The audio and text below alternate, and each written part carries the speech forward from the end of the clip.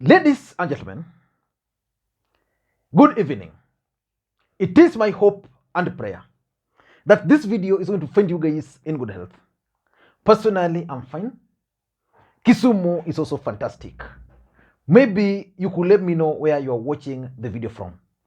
The county, in case you are inside the republic, and the country, in case you are outside the country. In fact, today, I want to try and take a roll call of those who are watching this video outside the country. I've always maintained on this platform that in politics, nothing happens out of mere coincidence. And that everything in politics is normally well planned, well scripted, and executed to achieve a specific political objective. Nothing happens in politics just for the sake of it. And the question which we want to ask ourselves today is, where is Musalia Mudavadi? Because Musalia Mudavadi is actually missing from political scene. William Samoei Arap Ruto is currently in Uganda. Musalia Mudavadi is nowhere to be seen. Kenya Kwanza brigades were in Uasin Gishu today. Musalia Mudavadi was nowhere to be seen. William Ruto was in Ethiopia the other day. Musalia Mudavadi was nowhere to be seen. The truth of the matter is that during the visit to Ethiopia, the visit to Uganda, Rigathi Gachagua actually saw the deputy president off at the airport. But where is Musalia Mudavadi? When William Ruto unveiled his cabinet, on that day he was flanked by two people. Rigathi Gachagua to his right and Musalia Mudavadi to his left. And after that announcement, William Ruto later on gave Musalia Mudavadi specific roles. But Musalia Mudavadi is nowhere to be seen. The truth of the matter is that there is serious friction in Kenya Kwanza, and Musalia Mudavadi is facing serious tribulations, and his NC party is not happy. I want us to look at why Musalia Mudavadi is actually missing in action, because the truth is Musalia Mudavadi is not happy.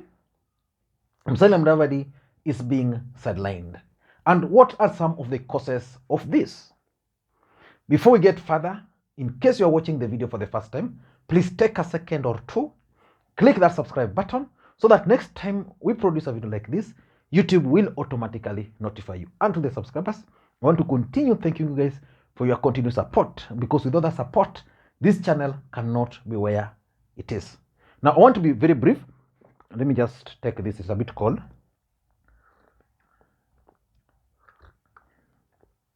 By the way, it's long since some of you guys sent me coffee. You can do that. Now, let us get to the main issue.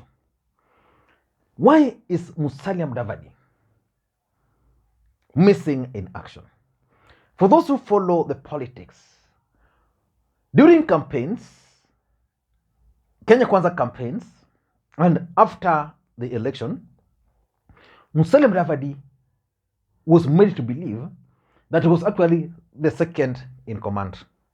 Or probably, if not second in command, that he was almost in the same level with Rigathi Gachagua. And on the day William Ruto named his cabinet, Didmas Baraza told Musalia Mudavadi that he will now have a boss. And that boss was Rigathi Gachagua. And indeed, William Ruto did his best. He allocated Rigathi Gachagua his roles. He also allocated Musalia Mudavadi his roles. But there were conflicts at some point.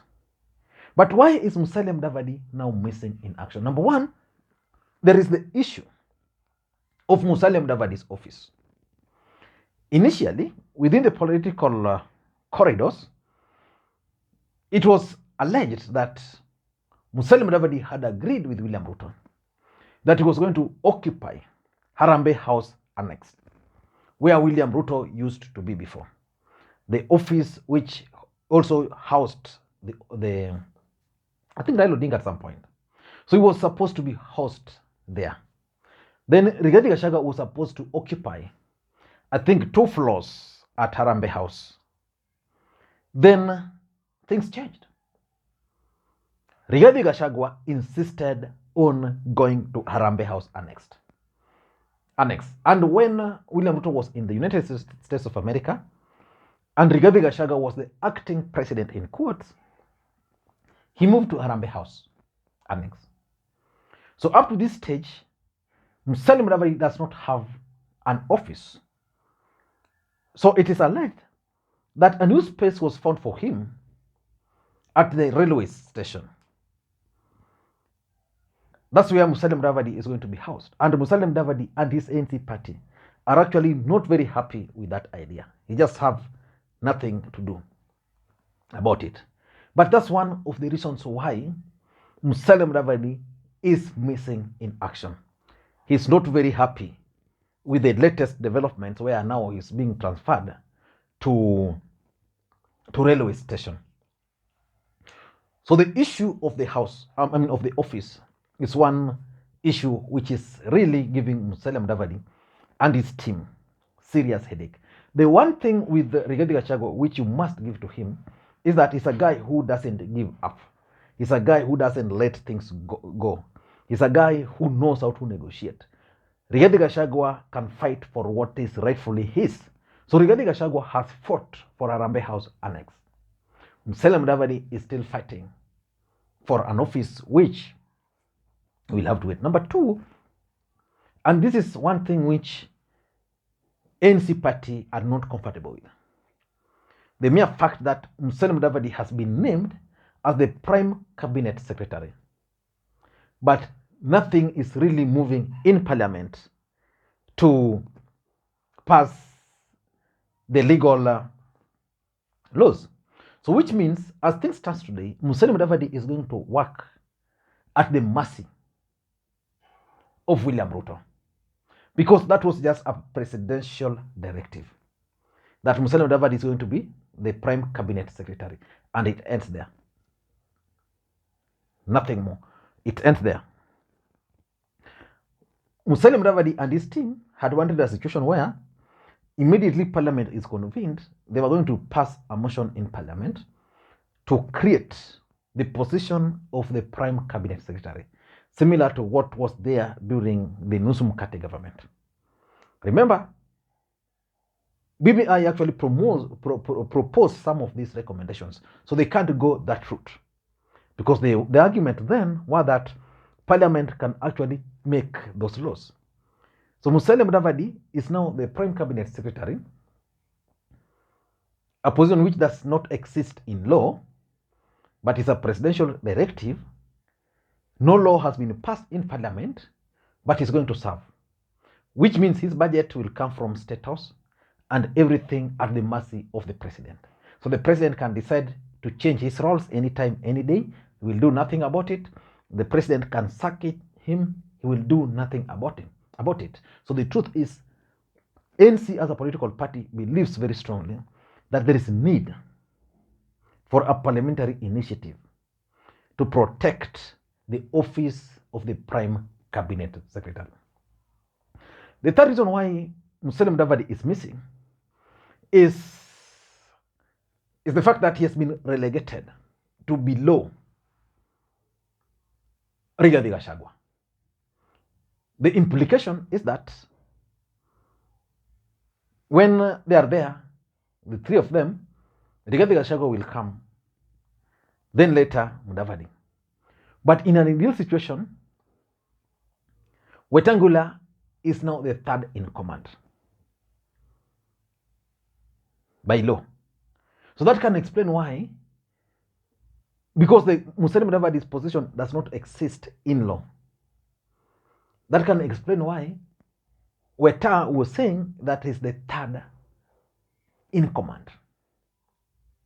So Musalia Mudavadi is also not happy with the fact that Rigathi Gachagua is the second in command, that is now below Rigathi Gachagua, and that Weta is now the third, but still his position is just floating on air. And lastly, the cabinet appointments. Musalia Mudavadi had hoped that his recommendations were going to be considered. And the truth is, William Ruto did not include Musalia Mudavadi's members. I know most of you will argue that there is the lady called Harriet Chagai. Harriet Chagai was nominated in her own capacity because William Ruto wanted to meet that gender threshold. Musalia Mudavadi had wanted William Ruto to nominate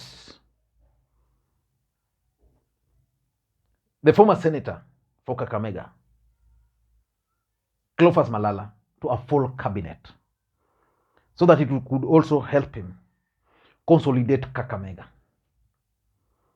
But remember, in Kakamega, William Ruto also had Rashida Chesa. He also had Ben Washiali. So to avoid appointing any of them, William Ruto then went for Harriet Chagai. So Mudavadi is not happy. His team are not happy. If you know where Musalia Mudavadi is, please let me know in the comment section. What I know is that normally when I talk of things like this, the next day you'll see Musalia Mudavadi getting out. And there's something which I really wanted to talk about. The new director of CID is supposed to be appointed. And the government gave a list of 10 individuals who are shortlisted. Out of the 10 individuals, 3 are from Rift Valley. So is that the direction we are going to take? Or we just assume that the rest of the country did not produce qualified individuals for the positions? Until next time, this is Lee Makwiny. Bye-bye.